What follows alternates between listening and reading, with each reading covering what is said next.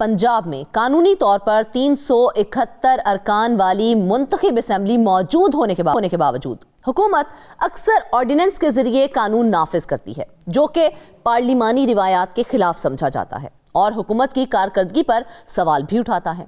Ordinance का इस्तेमाल इस बात की निशानदही करता है कि कानून साजी में अवामी नुमाइंदों को शामिल किए बगैर इंतजामी तरीकों को तरजीह दी जा रही है, खास तौर पर जब भारी जुर्माने या सजाएं तजवीज़ की जाएं। नाज़रीन, इस सारी सूरत हाल पर गुफ्तगू करने के लिए हमारे साथ मौजूद हैं सूसी अनवर हुसैन सुमरा साहब। ऑर्डिनेंस की बात हो रही है तो चलें यही बताएं कि गुज़िश्ता साल 2024 में पंजाब हुकूमत की जानिब से कुल कितने ऑर्डिनेंस जारी किए गए और क्या उनकी तादाद बिलों के मुकाबले में ज़्यादा थी?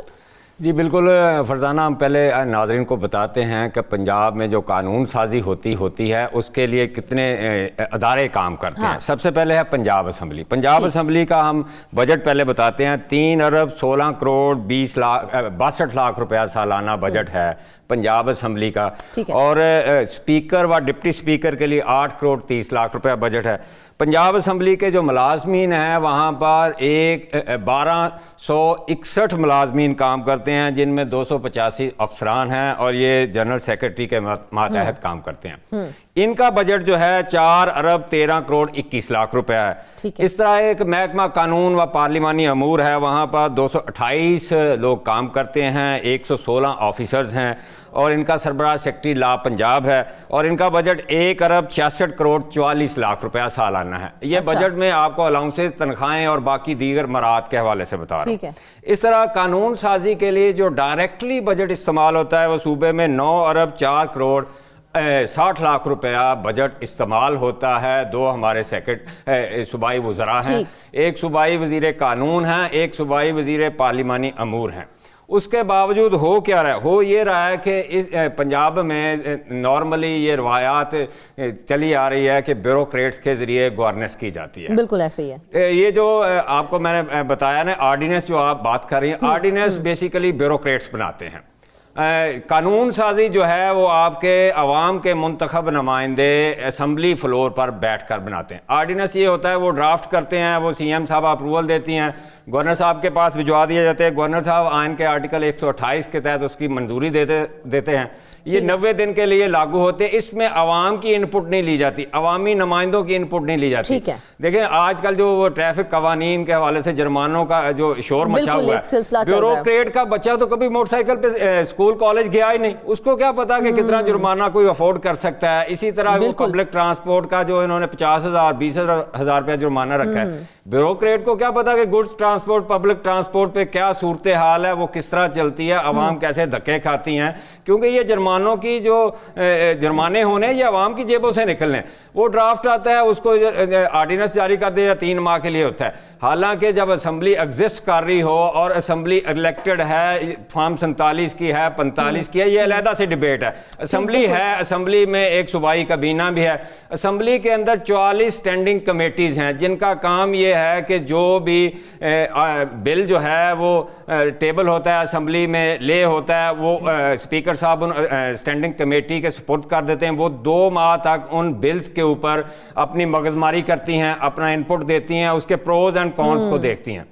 वो जो स्टैंडिंग कमेटी वो MPAs पर मुश्तमिल होती हैं, हुकूमती MPAs भी होते हैं, उसके अलावा अपोजिशन के MPAs भी होते हैं। वो देखते हैं कि अगर हम ये कानून बना रहे जा रहे हैं या ये तरमीम करने जा रहे हैं तो अवाम इसको कैसे देखेगी। ब्यूरोक्रेट तो देखता कहता नहीं जी जुर्माने ठोक दें, पर्चे कर दें, जेल कर दें। जिस तरह आपने मोटरसाइकिल वालों का देखा, नौजवान बच्चों को, कॉलेज यूनिवर्सिटी के बच्चों को, क्योंकि वो ब्यूरोक्रेट ने ऑर्डिनेंस बनाया।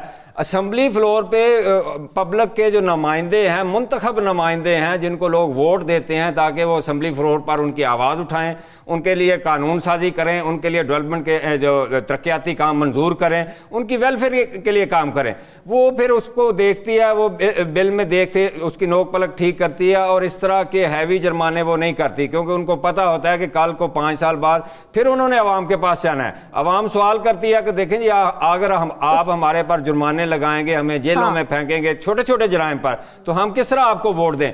तो ये ब्यूरोक्रेटिक सेटअप जो है इसमें असेंबली को ऑन बोर्ड नहीं होती और कहा यह जाता है कि जी असेंबली जो है इन सेशन नहीं है, गवर्नर साहब के पास इख्तियार है। इससे ऐसे महसूस होता है कि ये ऑर्डिनेंस हुकूमत चलाने के लिए जारी किए जाते हैं और 12 ऑर्डिनेंस। साहब हमें उसकी तादाद भी बता दीजिए ना कि साल की हम बात करें तो अगर हम गुज़िश्ता साल का हिसाब लगाएं तो कितने ऑर्डिनेंस जारी हो चुके हैं? जी अभी तक जो है 12 ऑर्डिनेंस हुकूमत पंजाब ने जारी किए हैं, यानी एक माह में एक ऑर्डिनेंस 2025 में आता है। इनमें आपको बड़े बड़े जो हैं वो एक तो ownership of immovable property ordinance है, ठीक है, मोटर व्हीकल ऑर्डिनेंस 2025 है, सुथरा पंजाब अथॉरिटी ऑर्डिनेंस 2025 है, Punjab regulation of kite flying ordinance 2025 है। देखिए हुकूमत के पास टाइम होता है, अगर कानून साजी करनी है उनको पता होता है, वेल एंड टाइम पता होता है कि हमने ये काम करना है, ये हमें चैलेंजेस हैं आवाम की, इसमें फलाह बहबूद है। अब इनमें दो ऑर्डिनेंस, ये सारे के सारे ऑर्डिनेंस जो जारी किए गए हैं ये असेंबली की मंजूरी के बगैर नाफिज हुए हैं? जी बिल्कुल, ये ब्यूरोक्रेट ये ड्राफ्ट बनाते हैं, सूबाई कैबिनेट में रखते हैं, वज़ीर आला अप्रूव करते हैं, उसके बाद गवर्नर को भिजवा दिए जाते हैं। वो आर्टिकल के 128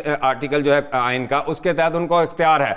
लेकिन ये एक्स्ट्रा ऑर्डिनरी हालात में ऑर्डिनेंस जारी किए जाते हैं जब आपके पास इलेक्टेड असेंबली है और उसमें 371 हैं और उसमें 93 का कोरम होता है जो हुकूमत ने पूरा करना होता है। अब एक और आपको बात बता दूं, यहाँ पर 36वां असेंबली का इजलास जारी है, वो 3 दिन कोरम ना पूरा होने की वजह से इजलास को मुलतवी करना पड़ा।